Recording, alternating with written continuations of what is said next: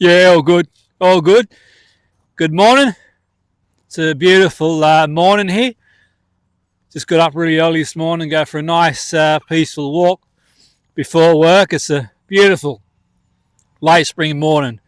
And I was doing a bit of reflecting on, I've been asked by a few people how I think Australia will go in the World Cup. And my own thoughts are I think Australia can surprise a few people at the World Cup, but I reckon they'll have to get it spot on. I would say the strength, from my perspective, from what I can see, is the mentality. Now, Australia will be organised, physical, hard to beat, going to be tough to beat. They'll not give in, and they'll always have the underdog edge. Where they don't they're not going to be too bothered about who they're playing in front of them, so to speak.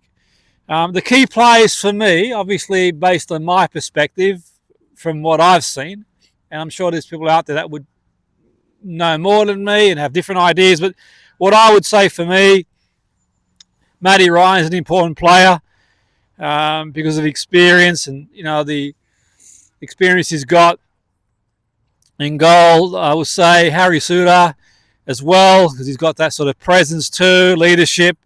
And I think he's a threat from set pieces. Jackson Irvine, because I would say he's kind of that sort of heartbeat of the team, so to speak. The energy, the character, that bite in midfield that you want. Then you got some younger players coming into the setup as well. You got Irakunda. He gives that sort of pace and unpredictability. Volpato. I think he's going to give that bit of an extra creative spark, so to speak. You got Volpato there. He sort of can unlock a defense and makes extra man. You got Yengi as well, who gives something different up front. The size, the presence as well, and a real outlet to be able to get out. He's an outlet ball as well. So I would say if there's a weakness, the weakness is going to be the goal ratio. Can they get goals? That bit of creativity. Can they break teams down? It's a very evenly matched group. I think the group they're in, any team can come first, any team can come last, so to speak. It's a very evenly matched group from what I can see, my perspective. And I think that the key is obviously, can they break teams down?